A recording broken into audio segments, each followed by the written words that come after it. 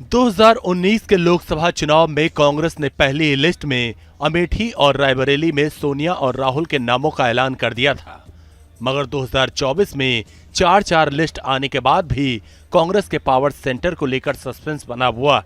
राहुल के वायनाड से लड़ने पर मुहर लग चुकी है, लेकिन 24 के सीन से अमेठी और रायबरेली फिलहाल गायब है। जबकि यूपी में कांग्रेस ने 9 उम्मीदवारों का ऐलान कर दिया। पीएम मोदी की काशी से अजय राय को उतारा गया है।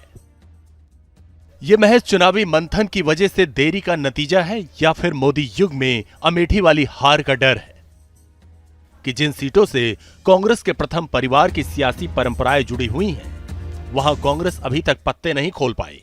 लोकसभा की चुनावी राजनीति को अलविदा कहने के बाद सोनिया राजस्थान से राज्यसभा पहुंच गई हैं। ऐसे में रायबरेली पर रुख साफ न होना बीजेपी को बड़े हमले का मौका दे गया। 80 सांसदों के राज्य वाला उत्तर प्रदेश में कांग्रेस को कैंडिडेट नहीं मिल रहा। नेहरू गांधी परिवार से भी कोई चुनाव लड़ने के लिए तैयार नहीं। ये अपने आप में दिखता है कांग्रेस की दुकान बंद होने को आ गई है। अमेठी रायबरेली पर इतना सस्पेंस क्यों?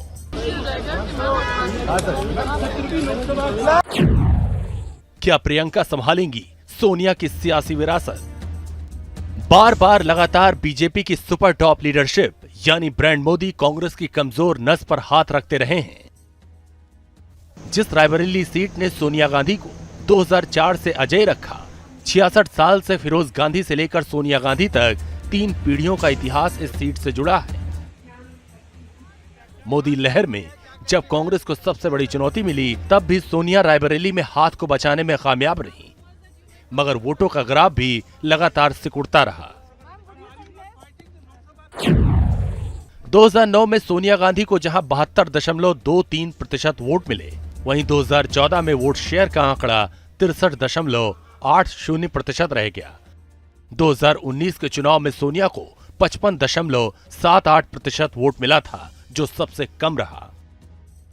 तो क्या वोटों का गिरता ग्राफ कांग्रेस के लिए प्रत्याशी के चयन में देरी की वजह बन रहा? पिछले 40 साल के इतिहास में ऐसा पहली बार हुआ जब रायबरेली और अमेठी पर फैसला लेना कांग्रेस के लिए मुश्किल हो रहा। 1999 में अमेठी से पहली बार सोनिया संसद पहुंची थीं।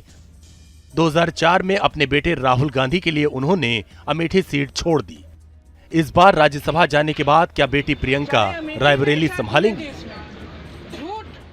आपको बता देना चाहता हूं कि जो चीजें ये सोच रहे हैं कि नहीं हम कर पाएंगे, वो कभी नहीं हो पाएगा। और केवल ये अमेठी और रायबरेली निश्चित तौर से वहां से मजबूत कैंडिडेट, मैंने कहा गांधी परिवार के लोग जिनकी सेवा, जनता की सेवा उन्होंने की है पीढ़ियों से, वो वहां की जनता डिमांड कर रही है। वहां के लोगों की चाह है कि हमारे साथ खड़े रहे। निश्चित तौर से वहां की सेवा होती रहेगी। राहुल को हराने वाली स्मृति ईरानी इस बार भी अमेठी के अखाड़े में उतरी। अमेठी में गृह प्रवेश के बाद वो सेकेंड टर्म की तैयारियों को धार दे रही हैं। उधर रायबरेली के लिए बीजेपी ने बड़ी बिसात बिछाई है। चर्चा चल रही है कि इस बार बीजेपी अखिलेश के बागी नेता मनोज पांडे को उतारकर सरप्राइज दे सकती है। कद्दावर ब्राह्मण चेहरा और पूर्व मंत्री मनोज पांडे राज्यसभा चुनाव में साइकिल से उतरे थे।